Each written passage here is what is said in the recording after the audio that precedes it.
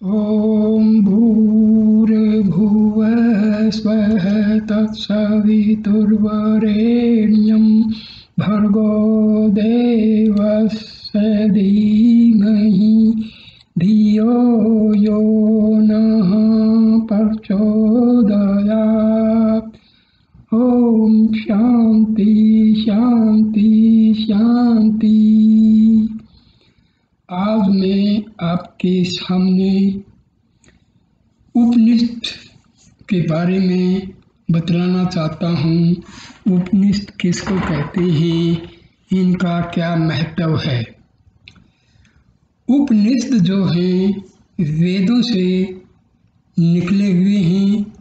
वेदों का जो अंतिम भाग है जिसमें ब्रह्म विद्या या आत्म विद्या का कथन किया गया है, उस भाग में से निकले हुए जो ग्रंथ हैं उनको हम उपनिषद कहते हैं।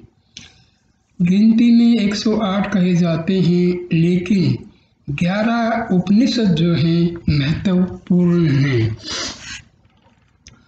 उपनिषदों का जो दूसरा नाम है रहस्य विद्या बतलाया गया है। अब ये रहस्य विद्या क्यों कहते हैं? क्योंकि जो चीज़ें हमें आँखों से दिखाई देती हैं, हमारी ज्ञानेंद्रियों से जो प्रकट होती हैं भिन्न भिन्न रूप में, तो वो तो हम देख लेते हैं, लेकिन आत्मा परमात्मा जो आत्म विद्या है इसके बारे में लोगों को ज़्यादा पता नहीं है, क्योंकि वो आँखों से या इंद्रियों से उनका ज्ञान प्राप्त नहीं होता है। इस विद्या की प्राप्ति के लिए हमें बहुत ही अलग ढंग से जाना पड़ता है, इसलिए इसको हम रहस्य विद्या कहते हैं। क्योंकि इसमें सब कुछ अप्रत्यक्ष रूप से है, प्रत्यक्ष रूप में नहीं। आत्मा को हम देख नहीं पाते हैं, आत्मा एक शक्ति है, उसको हम देख नहीं पाते हैं।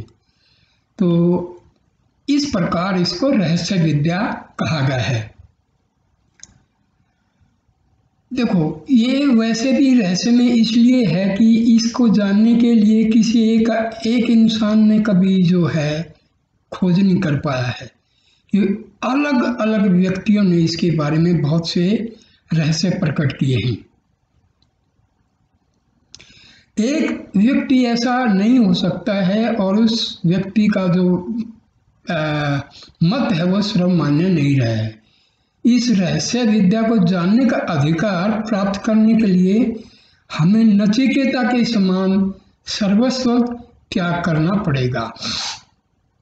उपनिषदों में उस काल की अध्यात्म एवं दर्शन संबंधी सामग्रियों के भव्य चित्र ही नहीं सजाए गए हैं, परंतु भारतीय जीवन दर्शन के सभी पहलुओं का गंभीर विवेचन भी उनके अंदर किया गया है।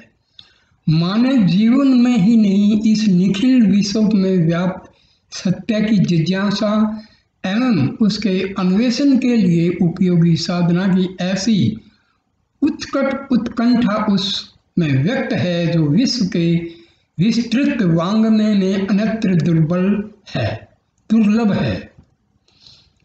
मानवीय प्रतिभा एवं पहुंच का इनसे बढ़कर कोई दूसरा उदाहरण इस रूप में अभी तक नहीं बन सका है। ये जो उपनिषद हैं ये सारे हमारे ऋषि महर्षि और महात्माओं के द्वारा इनका संकलन किया गया है, इनकी रचना की गई है। सचमुच मानव की उत्कृष्ट कल्पना का ऐसा शाश्वत एवं कल्याण रूप विश्व साहित्य में अभी तक दूसरा नहीं दिखाई पड़ता है। यही कारण है कि आर्य धर्म ने मानने वाले भी उन पर तन मन धन से निछावर हैं। सुप्रसिद्ध जर्मन दार्शनिक शोपेनहावर ने उपनिषद के संबंध में अपना विचार व्यक्त करते हुए एक अवसर पर कहा है, यह मुझे जीवन में शांति देती रही है और मृत्यु के समय भी शांति देगी। सारे संसार में ऐसा कोई स्वाध्याय नहीं है जो उपनिषदों के समान उपयोगी और उन्नति की ओर ले जाने वाला हो। वे उत्तम बुद्धि की उपज हैं। आगे या पीछे एक दिन तो ऐसा होना ही है कि यही विश्व की जनता का धर्म होगा। देखिए, पाश्चात्य जो विद्वान रहे हैं उनका जो अध्ययन रहा है वो मन और साइकोलॉजी तक सीमित रहा है। पहली बात, उनके जो है पाश्चात्य लोगों के धर्म में कह लो या उनकी संस्कृति में कह लो, आत्मा का कोई उल्लेख नहीं। ये तो हमारे उपनिषदों से उन्होंने जाना है कि आत्मा भी कोई होता है। उन लोगों को इस चीज का, वो सिर्फ मन किस मतलब मनोविज्ञान तक ही उनका सीमित रहा है। मनोविज्ञान और अध्यात्म में बहुत फर्क है, क्योंकि मन से जो हम मन का जो विज्ञान है उसको मनोविज्ञान कहते हैं, और जो आत्मविद्या है ये हमारी आत्मा से संबंधित है। मैंने पहले एक वीडियो में आत्मा और मन का संबंध समझाया है। देखिए, मन वास्तव में होता नहीं है। ये सारा जो खेल है हमारे जीवन का ये आत्मा से ही है। मन है क्या? मन जो है विचारों की श्रृंखला है जो हमारी आत्मा से ही उत्पन्न होती है। इसी श्रृंखला का नाम जो है मन रखा गया है। पाश्चात्य लोगों ने तो बहुत सारे ग्रंथ लिख डाले हैं मन के ऊपर। मन का कॉन्शियस माइंड वो बोलते हैं, सबकॉन्शियस माइंड बोलते हैं, और वो लोग जो है अनकॉन्शियस माइंड बोलते हैं, सुपर कॉन्शियस माइंड बोलते हैं। देखिए, ये सब अध्यात्म में हम जब जाते हैं, उपनिषदों को जो पढ़ते हैं, तो हमें पता लगता है कि मन तो केवल आत्मा का एक कर्म है, आत्मा का एक अंश है। आत्मा से विचार पैदा होते हैं। ये विचारों की जो श्रृंखला है उसका नाम हम रख देते हैं आत्मा। इसी तरह ईगो क्या है? हम अपने आप को, आत्मा को पहचानते हुए ना पहचानते हुए अपने आप को हम इस शरीर से जोड़ लेते हैं। इसी का नाम जो है ईगो है। आईनेस जो है, सेल्फ, रियल सेल्फ है, मतलब रियल आई है, एक ईगो है। फॉल्स आई ईगो है, रियल आई हमारी आत्मा है। तो ये मैंने एक वीडियो में पहले इसको काफ़ी विस्तार से समझाया है।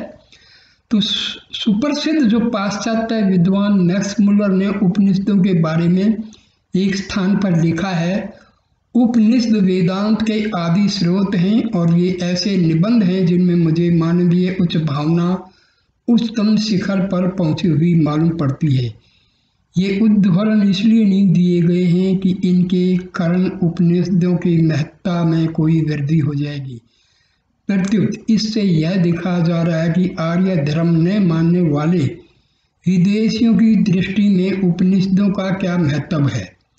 कहना तो ये चाहिए कि हम भारतीयों की संस्कृति और सभ्यता का परतंत्रतावस्था में भी जो सारे संसार में सम्मान था, उनका बहुत कुछ कारण ये हमारे ज्ञान भंडार उपनिषदों भरी रही है। उपनिषदों की एक एक वाणी में वह अमर तेज व शांतिदायी आलोक है जिसे पढ़कर, गुनकर और आचरण कर कितनों की आंखें खुल गई, कितने सिद्ध बन गए, कितने योगी बन गए, कितने जीवन मुक्त हो गए और कितने ब्रह्म में विलीन हो गए। सहस्रों वर्षों से सरस्वती के यह आलोक में प्रसाद अकिंचनता में भी, कुबेर की समृद्धि अथवा भौतिक अभाव में भी आध्यात्मिक शांति की निधि लुटाते चले आ रहे हैं। इन्हें पाने वालों को फिर कुछ पाना नहीं रह गया। कल्पद्रुम के नीचे पहुंचकर कामनाओं का उदय हो ही कैसे सकता है। इसमें मैक्स मुलर का जो जिक्र आया है, मैक्स मुलर जर्मनी के बहुत बड़े विद्वान हुए हैं उन्होंने वैसे हमारे जो वेद साहित्य है उसका फायदा कुछ नहीं किया ज़्यादा। उन्होंने ऐसा ऐसा जो है ट्रांसलेशन किया है जो बहुत ही भयानक है। उन्होंने तो यहाँ तक सिद्ध कर दिया कि वेदों के जो ऋषि थे वो गाय का मांस खाते थे। तो भाई ऐसा है, हमारे भारतीय जो विद्वान है वो इन लोगों का पता नहीं क्यों जो है जिक्र करते हैं। इन लोगों का उद्देश्य हमारे जो संस्कृति है उसका कोई बढ़ाने की नहीं सोची, उसको गिरा किस प्रकार हमारे जो वैदिक ज्ञान है इसको नीचा दिखाया जाए। खैर ये मैं किसी और वीडियो में बताऊंगा कि किस प्रकार पाश्चात्य लोगों ने हमारा कितना संस्कृत का जो भंडार है ग्रंथों का उसको तुम लोगों ने फूंक डाला था। सारा संस्कृत का जो साहित्य है वो अवेलेबल भी नहीं है। महर्षि दयानंद जब वेदों का भाष्यकार लिख रहे थे तो उनको जर्मनी से मंगाने पड़े थे वेद। कितनी विडंबना है। तो चलिए आगे देखते हैं क्या बोल रहे हैं हम। उपनिषद शाश्वत ज्ञान की अक्षय भंडार है। ये निरंतर का ज्ञान है, ये सीधा परमात्मा का दिया हुआ ज्ञान है। सारे संसार में ऐसा कोई दर्शन नहीं, ऐसी कोई विचारधारा नहीं है जो इनसे प्रभावित नहीं हुई है। परमाणु द्वारा यह तो सिद्ध हो ही चुका है कि मुगल साम्राज्य काल में इनका प्रसार विदेशों में भी हुआ, किंतु यह भी पता लगता है कि एक समय ऐसा भी था जब भारत के इन ज्ञान दीपों ने सृष्टि की ओर छोर तक में अविद्या का अंधकार को दूर किया था। मुगलों में जो औरंगजेब के बड़े भाई थे दारा शिकोह, उन्होंने उपनिषदों का फारसी में ट्रांसलेशन भी किया था। भारतीय विद्या तथा संस्कृति की तो ये मूल स्रोत ही रही हैं।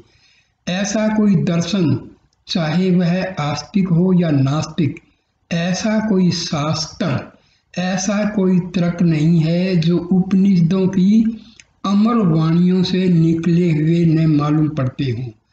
सारी युक्तियां, सारे तंत्र, समूचे प्राण, संपूर्ण पदार्थ, विज्ञान की विभिन्न धाराएं, विद्या की समस्त श्रेणियां, अधिक क्या मानव जाति के सुख शांति के सारे उपाय इन्हीं काम धैन्यों की कृपा से प्राप्त होते दिखाई पड़ते हैं। इस प्रपंच में जगत में जो भी दुख, दैन्य, दारिद्र्य, पाप, संताप हैं, उन सब को समाप्त करने के लिए उपनिषद कल्पद्रुम के समान है। ऐसी कोई विद्या या कोई कला नहीं है जो इनमें ना हो। आचार शास्त्र तथा उच्च कोटि की सभ्यता से लेकर परम आध्यात्मिक शांति एवं पारलौकिक निश्रेयस के लिए ये सदा खुली हुई हैं। इनमें वर्णित विद्याएं कल्पना की ऊंची और मीठी उड़ान मात्र नहीं है, एक सभ्य एवं समुन्नत जाति की सहस्रों वर्षों की गहरी अनुभूतियों का उनमें रस घुला हुआ है और वे पारमार्थिक दृष्टि से क्रियात्मक हैं। उपनिषदों में दी गई शिक्षाओं को व्यवहारिक रूप में लाकर कोई भी व्यक्ति, कोई भी समाज अवंती के गर्त में कभी नहीं गिर सकता, प्रत्युत दुख दैन्य से छुटकारा पा सकता है। विद्वेष व घृणा की आग से उसे कोई भय नहीं हो सकता और न भौतिक अभाव के कारण उसे दर दर भटकना ही पड़ेगा। काम, क्रोध आदि विकारों को दूर करने की इनमें अमोघ शक्ति है। आत्म ज्योति को पहचानने के लिए इनसे बढ़कर कोई दूसरा साधन नहीं है। इनमें वह दिव्य तेज है जिससे कोई भी देश, कोई भी जाति, कोई भी समाज सदा उद्भासित रह सकता है और गिरी अवस्था में भी पुण्य उत्थान को प्राप्त कर सकता है। सामान्य पशु से मनुष्य बनाने की शक्ति का तो कुछ कहना ही नहीं है। इनमें मानव पुत्र को अमृत पुत्र बनाने या अमरत्व प्राप्त करने के सारे रहस्य भरे पड़े हैं। इनमें बताए गए संयमों के द्वारा मानव बड़ी सरलता और सुगमता से अमर बन सकता है। देखिए, अमर शब्द जो है ये भी बहुत ही भ्रम फैलाया हुआ है। हमारा शरीर जो है वो पदार्थ से बना हुआ है और पदार्थ जो है वो परिवर्तनशील है। जो चीज परिवर्तनशील होती है वो अमर हो ही नहीं सकती, क्योंकि मैटर जो है ये चेंज होता रहता है। तो हमारा शरीर तो मैटर का बना है, 5 तत्वों से बना है, तो शरीर तो अमर नहीं हो सकता है। अमर जो शब्द है वो आत्मा के साथ जुड़ा हुआ है, क्योंकि आत्मा का कोई जन्म नहीं, आत्मा की कोई मृत्यु नहीं, आत्मा अमर है। तो अमर शब्द जो है ये हमारी आत्मा से संबंध रखता है, ना कि शरीर से। तो लोग उन कहानियाँ बड़े बड़े कहते हैं कि भाई ये फला फला फला और अमर हो गए। अमर का मतलब क्या होता है? जिन्होंने आत्म साक्षात कर लिया, ब्रह्म का दर्शन हो गया, तो उनको अमर कहा जाता है, ना कि शरीर से। ये बहुत सारी गलत फहमियाँ हैं जो चल रही हैं, लेकिन अमर का मतलब आत्मा से है, और जिन्होंने आत्मा को पा लिया हम उनको कहेंगे कि वो अमर हो गए। देखिए,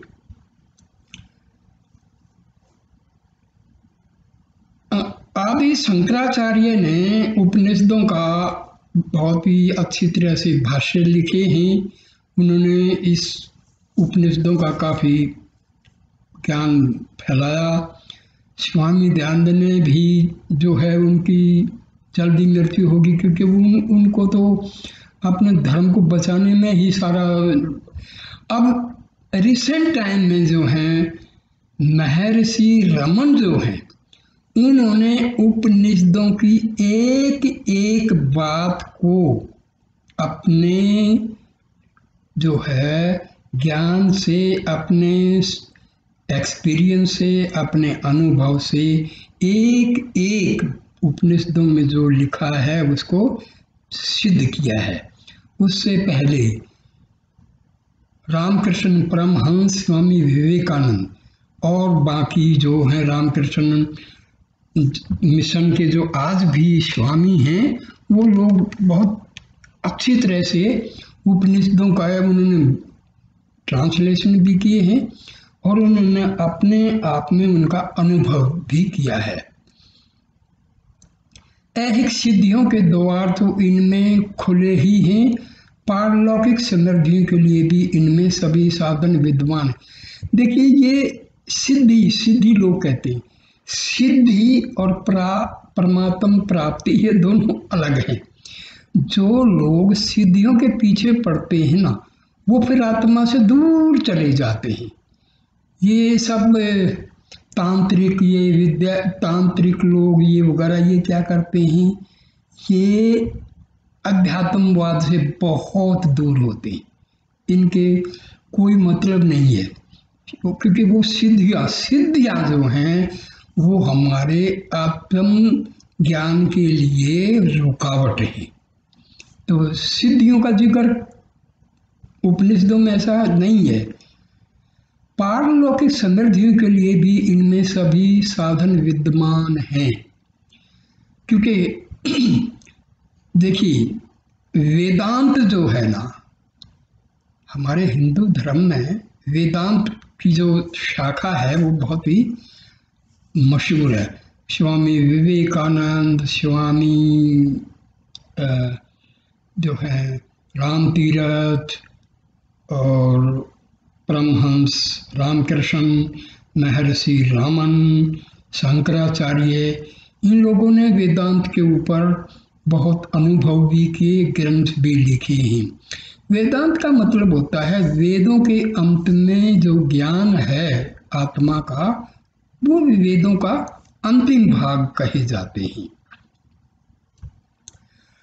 उपनिषदों में वर्णित तथ्यों पर आधारित है। यह समझना चाहिए कि वे केवल पारलौकिक सिद्धियों की देने वाली हैं, प्रतिदिन में ऐहिक जीवन की विविध समस्याओं को हल करने की प्रेरणा है।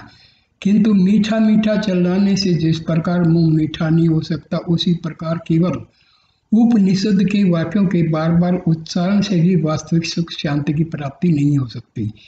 केवल पुस्तकों के रट लेने से या किसी का उपदेश सुनने मात्र से आत्मज्ञान प्राप्त नहीं हो सकता।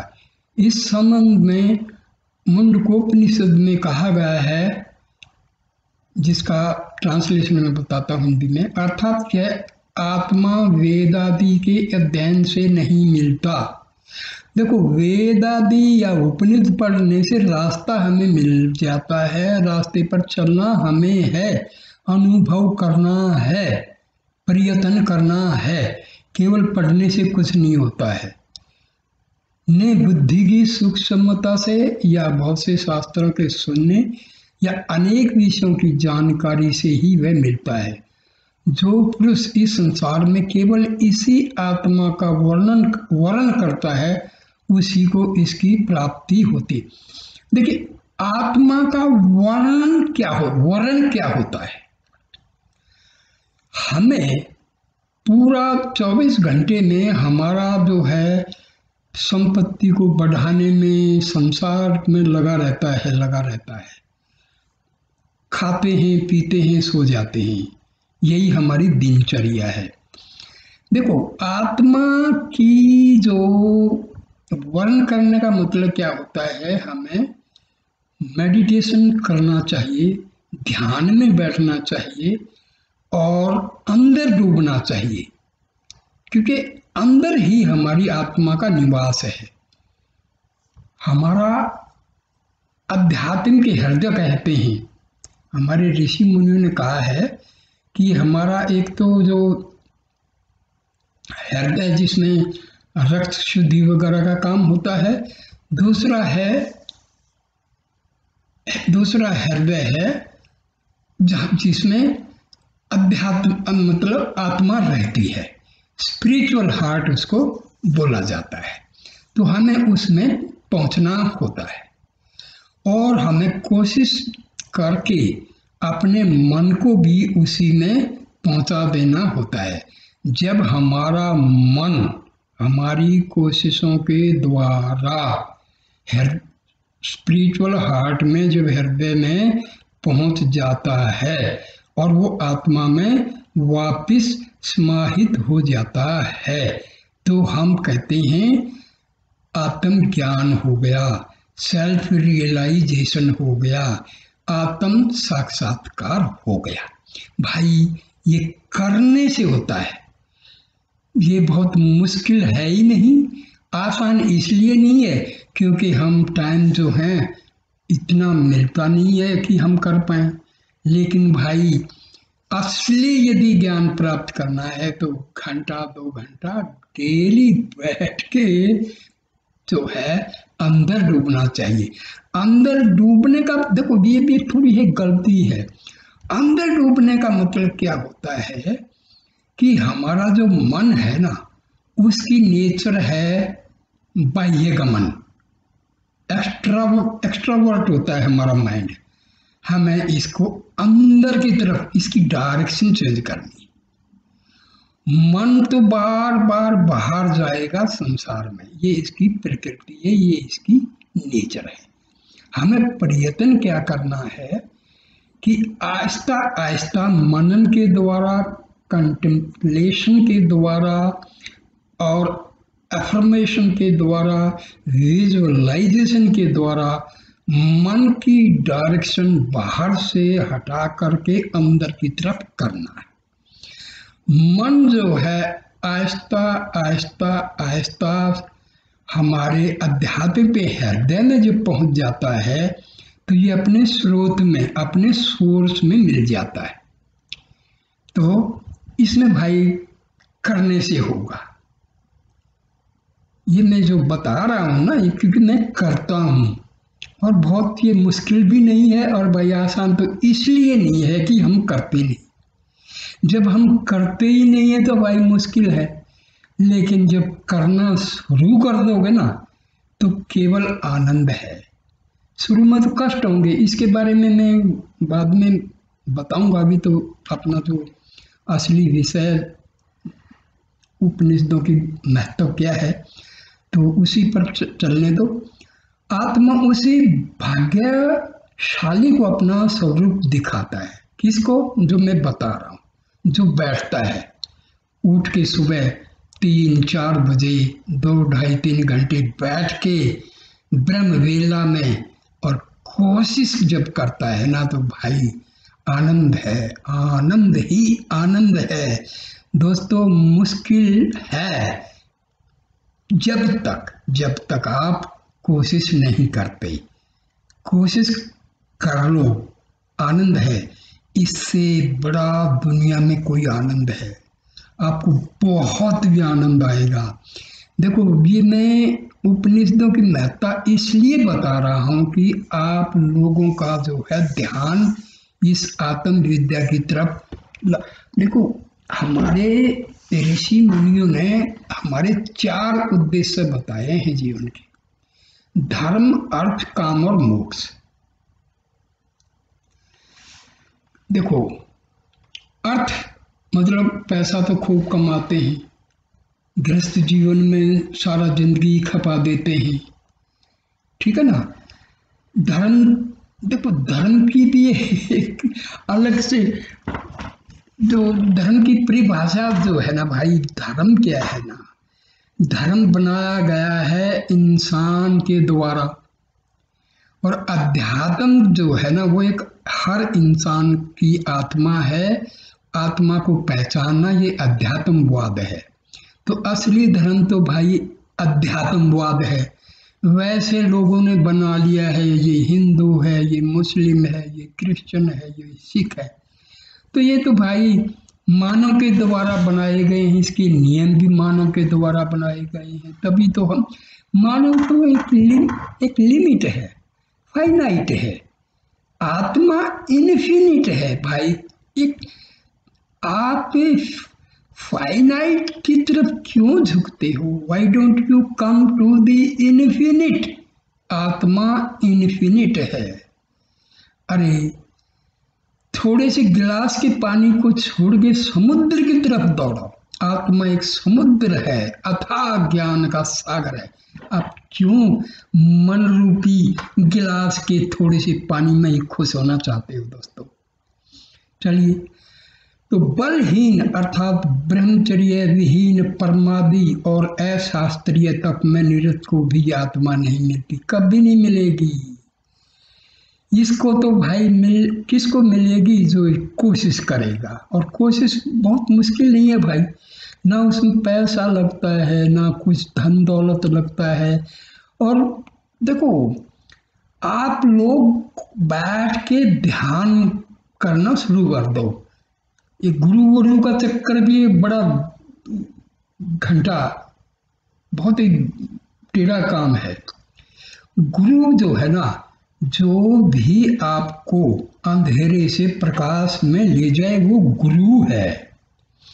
और भाई आत्मा से बड़ा कोई गुरु नहीं होता है। हमारी आत्मा के अंदर वेदों का, उपनिषदों का, पूरे ब्रह्म ज्ञान का भंडार भरा पड़ा है। लेकिन भाई हम तो वो ऐसे बस चक्कर काट रहे हैं। हाँ, अमृत का कुआं भरा हुआ है, उसके चक्कर काट रहे हैं। कोशिश नहीं करते कि पी के देखें। खजाना भरा पड़ा है हमारी आत्मा में और हम चक्कर काट रहे हैं। हम सोचते हैं कि इसमें सुख मिलेगा, मकान में सुख मिलेगा, कार में सुख मिलेगा। भाई सुख तो अंदर है, झांक लो, थोड़ा सा झांक लो, नहीं तो भाई पछताना पड़ता है। इसको पाने के लिए मनुष्य को पहले इनके वचनों को सुनो, उसके बाद उन पर पूरा पूरा मनन करो। एकांत में शांत मन से उन पर विचार करो। इसके अनंतर चित्त वृत्तियों को समेटकर अंतर्मुखी बनकर मन में एकाग्र चित्त हो ध्यान धरो। तभी तुम्हें वह महाज्योति, अखंड आनंद और शाश्वत शांति का सरोवर नहाने को मिलेगा। उसे प्राप्त कर लेने पर तुम्हारे हृदय की सब गांठें अपने आप खुल जाएंगी, सारे संशय दूर हो जाएंगी, सभी शुभ अशुभ कर्मों का बंधन टूट जाएगा और तुम जीवन मुक्त बन जाओ। दोस्तों, ये उपनिषदों में लिखा है, मैं सिंपल भाषा में समझा रहा हूं मेरे दोस्तों। मन जो है हमेशा हमें दुनियादारी में भटकाएगा। आप जब ध्यान में बैठोगे तो ये आपको बैठने नहीं देगा, बिल्कुल भी, क्योंकि ये आत्मा के पास आपको पहुंचने ही नहीं देगा। ये जो मैं बार बार आप शब्द का यूज कर रहा हूं ना मेरे भाई, मैंने पहले बताया था, हमारा एक तो जो आई है वो है फॉल्स, जिसको हम ईगो कहते हैं, और एक आई है हमारी आत्मा, जिसको हम सेल्फ कहते हैं। तो मैं बार बार जो आप कह रहा हूं, मैं ये ईगो को रेफरेंस नहीं कह रहा हूं, क्योंकि हमारे डे टू डे लाइफ में जो कर्म हम करते हैं वो सब, आत्मा तो केवल विटनेस है। मन के द्वारा, बुद्धि के द्वारा, ईगो ही हमारा मास्टर है। हमारा जो दैनिक जीवन का जो कंट्रोल है वो ईगो के पास है। ठीक है ना, क्या करना है, ये ठीक है, ये गलत है, ये बुद्धि और मन का जो है डिसीजन मेकिंग है। बाकी कंट्रोल है ईगो का। आत्मा जो है फ्री विल के हिसाब से, आत्मा ने आपको फ्री छोड़ रखा है। It is your wish and will what you want to do. आपको जो करना है वो फ्री विल है आपकी।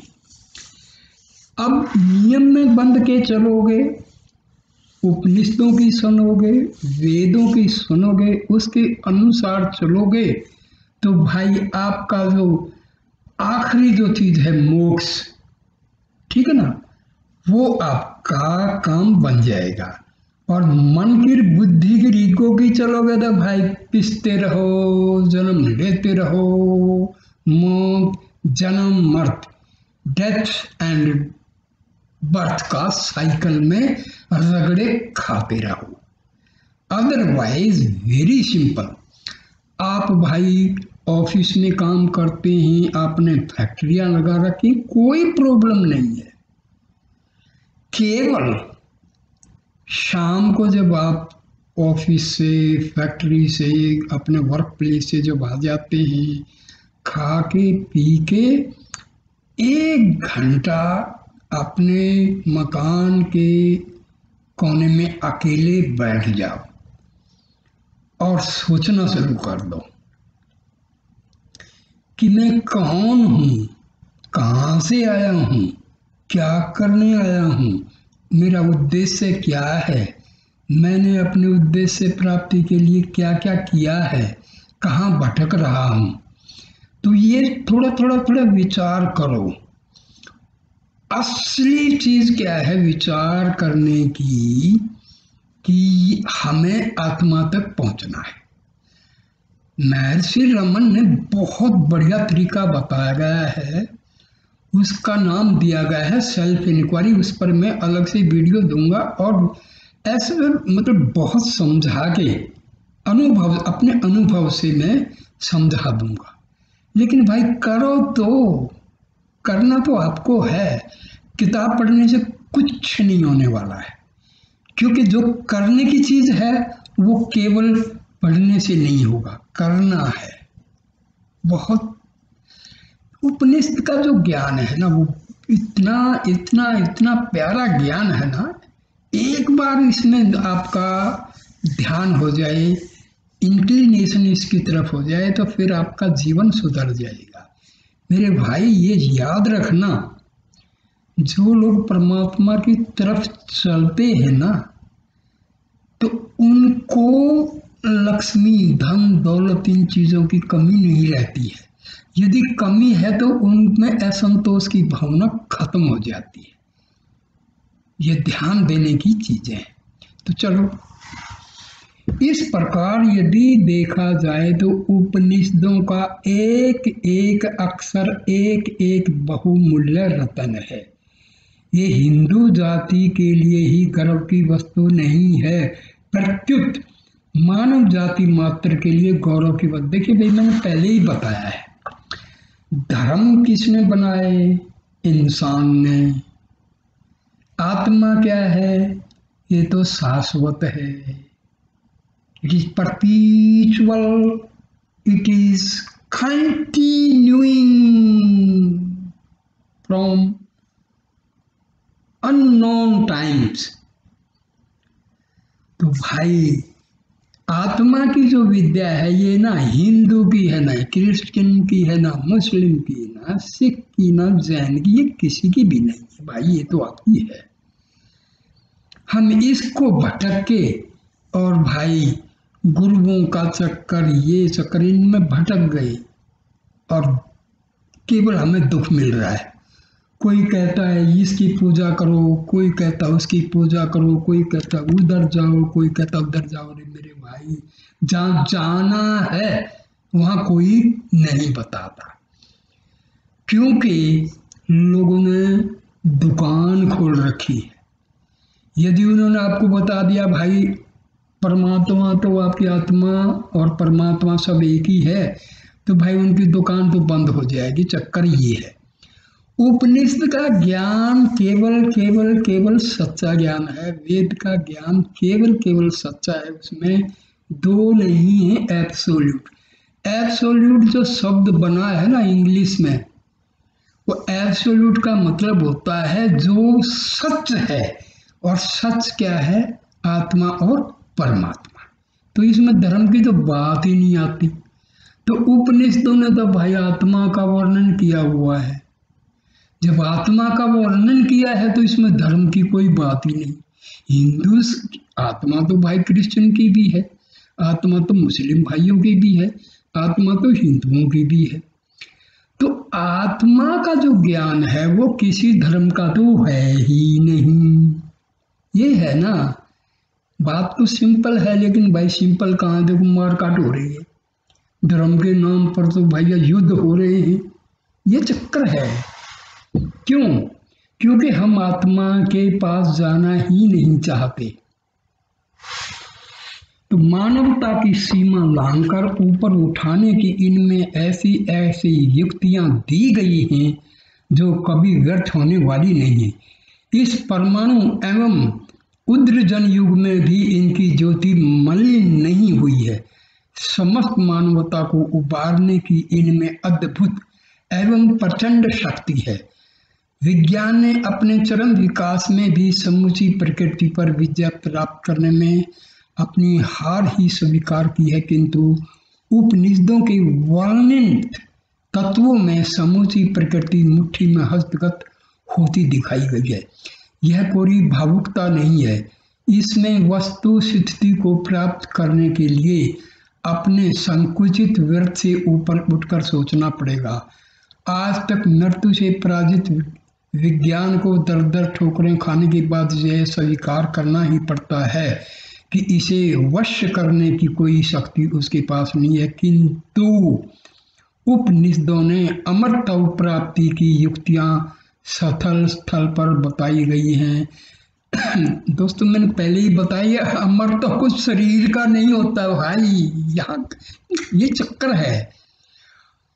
कहानियां बना दी हैं, फलां ऋषि थे, फलां अश्वस्थामा, ये वो घूमते हैं अमरत्व।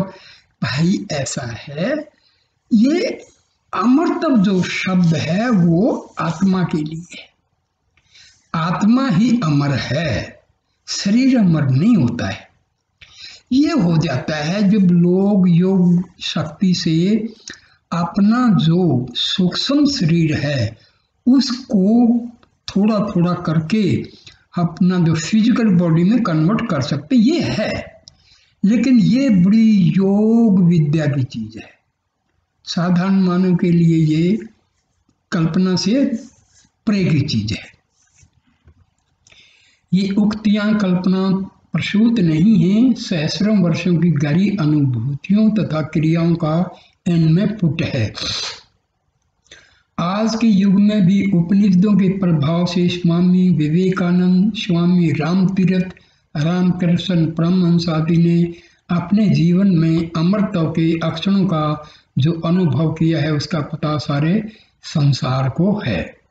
ये मैं पहले ही बताया नहीं, ये हमारे मतलब रामकृष्ण परमहंस, स्वामी विवेकानंद, स्वामी रामतीर्थ, शंकराचार्य और महर्षि रामन और परमहंस रामकृष्ण पिछली शताब्दी के ये दो ऐसे महान संत हुए हैं, ऋषि हुए हैं, जिन्होंने उपनिषदों और वेदों के ज्ञान को बिल्कुल सरल तरीके से समझाया है।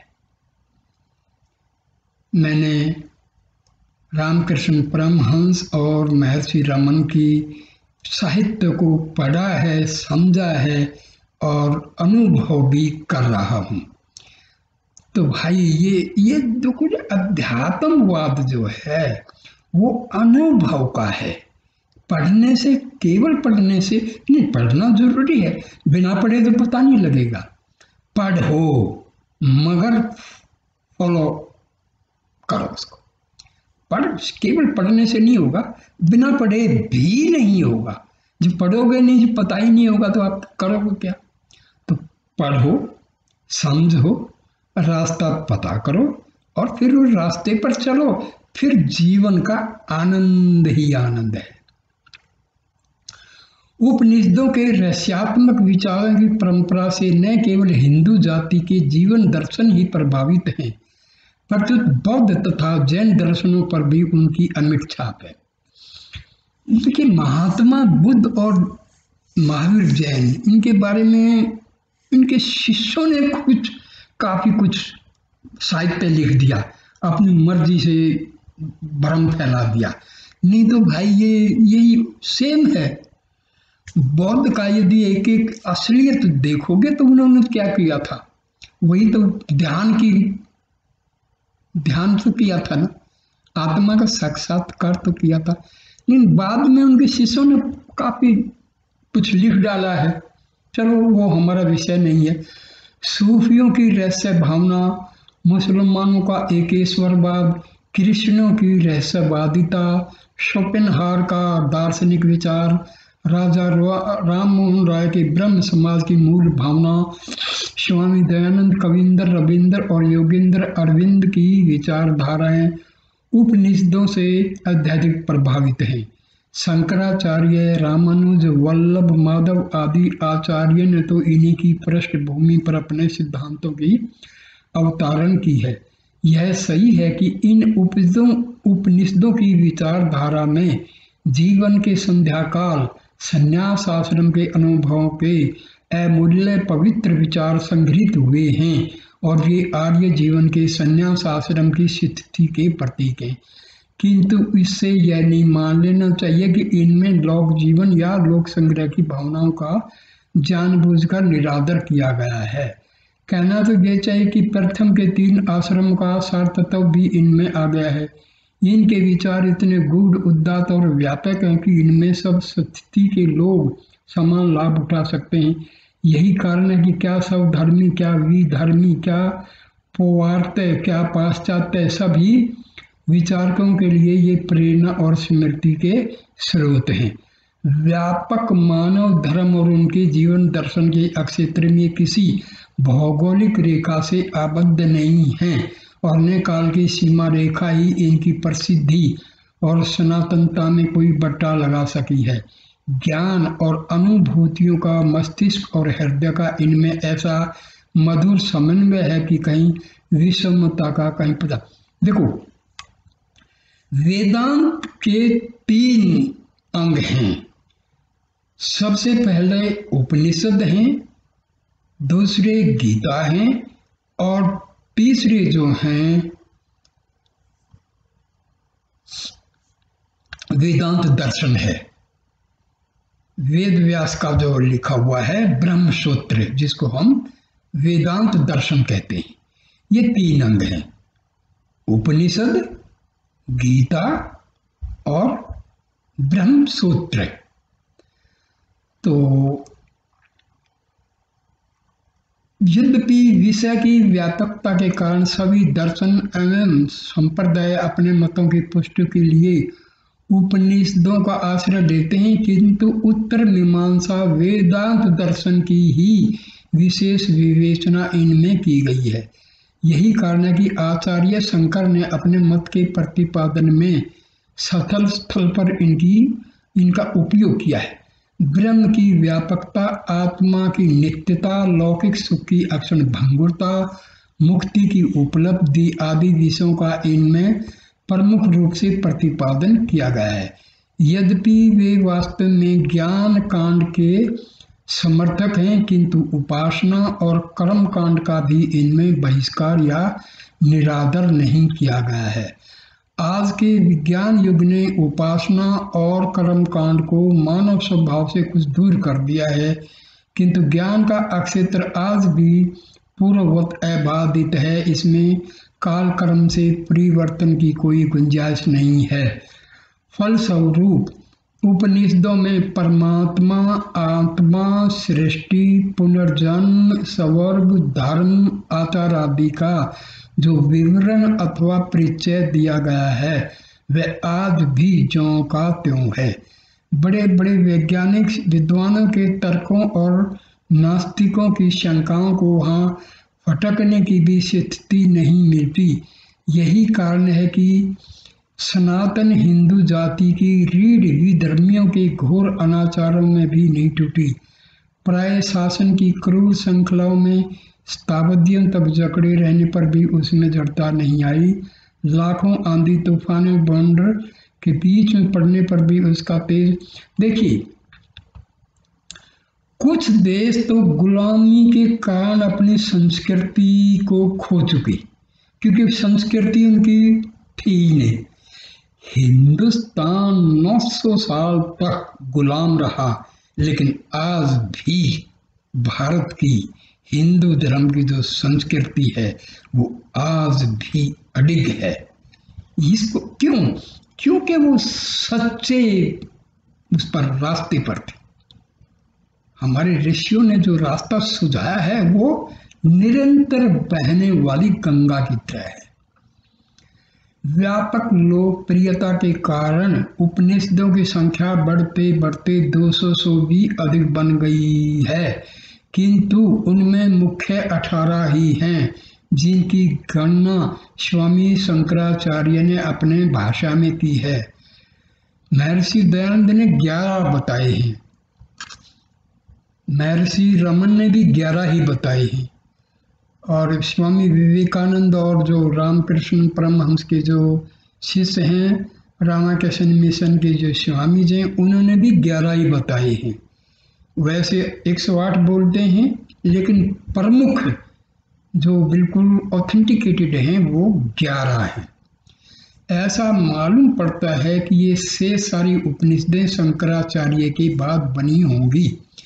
जहाँ तक गंभीरता और विचारों की उच्चता एवं उदात्तता का प्रश्न है, इन परवर्ती उपनिषदों से उपयुक्त 18 उपनिषदों की तुलना नहीं की जा सकती, पर इनमें भी ऐहिक और पारलौकिक सिद्धियों की विवेचना एवं गवेषणा की गई है। 18 उपनिषदों में ईश, केन, कठ, मुंडक, प्रश्न, मांडुक्य, तैत्तिरीय, छांदोग्य, सवेतास्वर आदि के नाम प्रमुख हैं। इनमें से 12 उपनिषदों पर भगवान शंकराचार्य ने अपना सुविस्तृत भाष्य लिखा है। महर्षि पतंजलि ने अपने महाभाष्य में चारों वेदों की शाखाओं की संख्या कुल मिलाकर 1130 बताई है।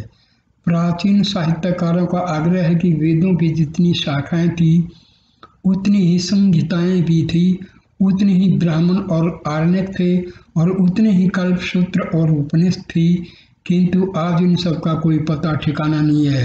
वो पहले ही बताया था, विदेशियों ने हमारे अच्छे अच्छे जो लाइब्रेरी थी सब जला डाली थी।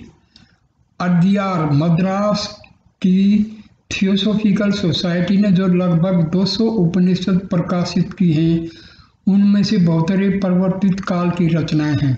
उपर्युक्त उपनिषदों जैसी गंभीरता, व्यापकता तथा उदात्तता उनमें नहीं है।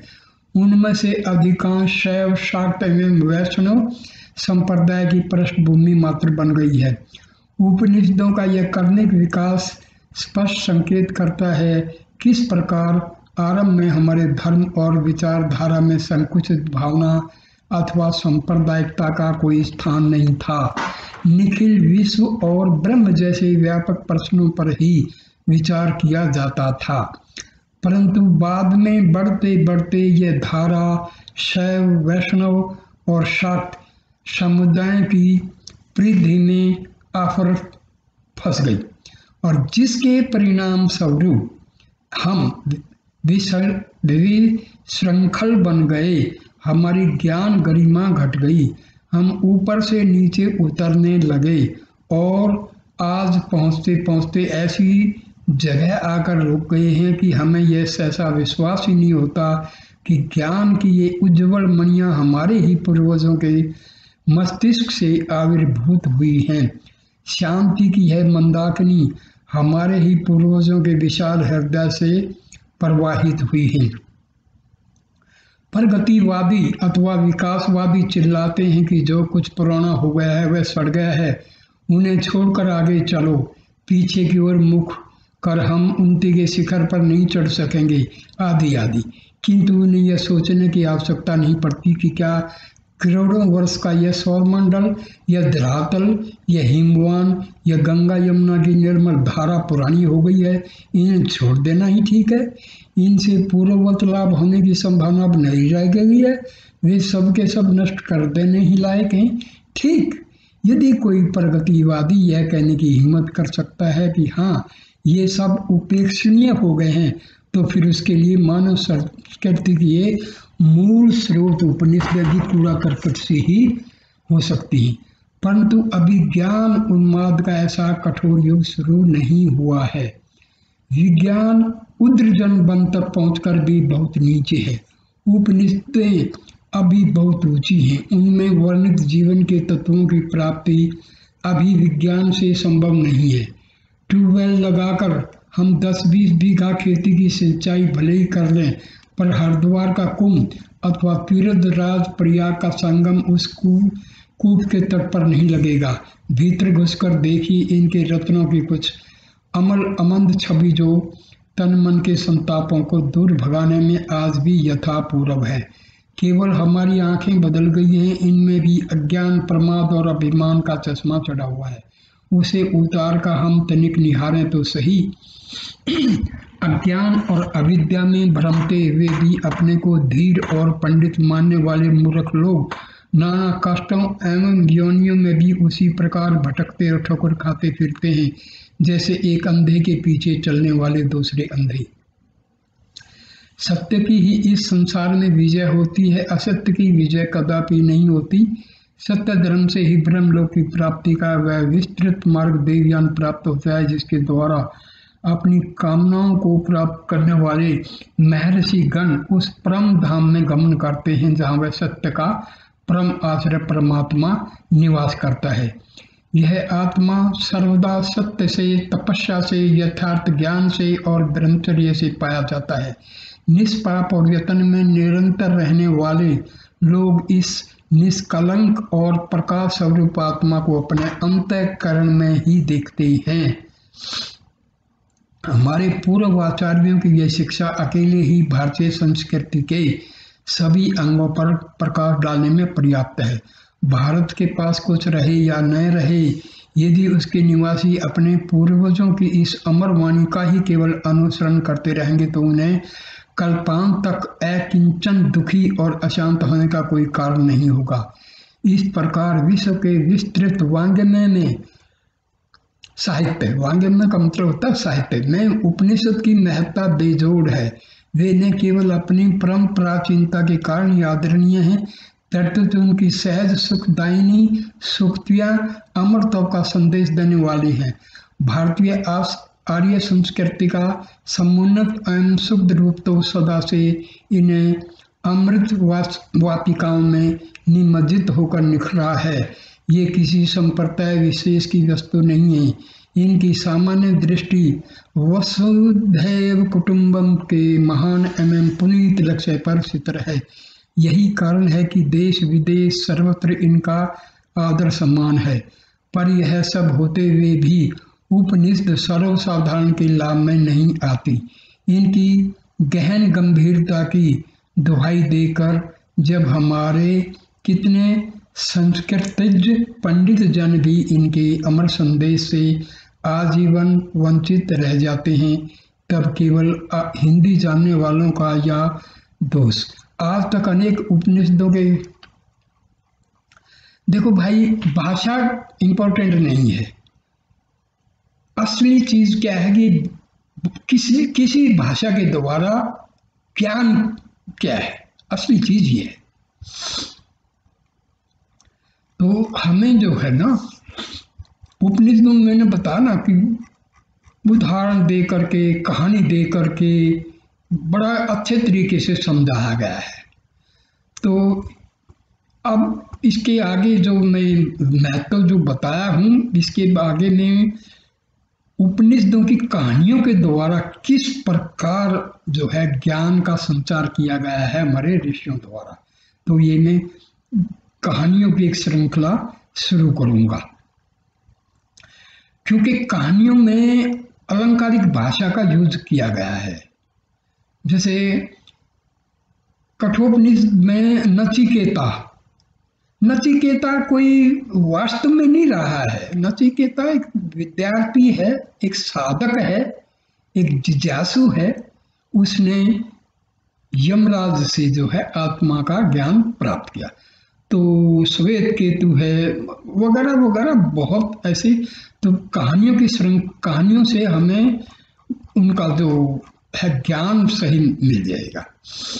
तो दोस्तों, ये आप लोग जो हैं, मेरी जो चैनल है उसमें आप अपने क्वेश्चन लिख करके मेरे से पूछ सकते हैं, ठीक है? क्योंकि जो अध्यात्म ज्ञान है ना, वो अनुभव के द्वारा प्राप्त किया जाता है, किताबें पढ़ के नहीं।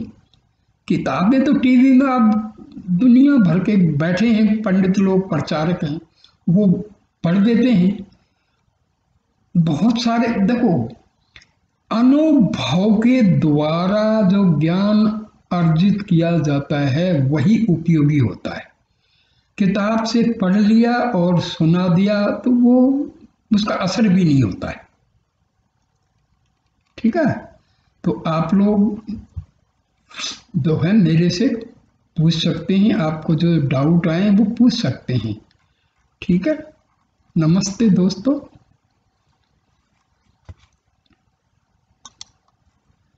अच्छा, एक कृपा करना, मेरी जो चैनल है जिसमें आपने ये पढ़ा है उसमें कृपा करके आप लोग लाइक, कमेंट और सब्सक्राइब जरूर कर देना।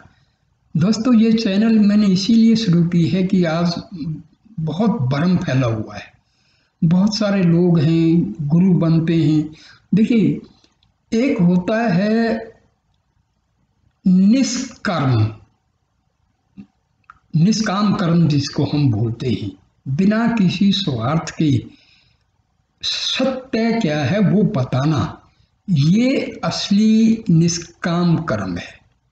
तो भाई, जो मेरा अनुभव है, जो मैं करता हूँ, पढ़ता हूँ, ध्यान परमात्मा का करता हूँ, उसके अनुभव के आधार पर आप मेरे से अपने डाउट्स पूछ सकते हैं, ठीक है? नमस्कार।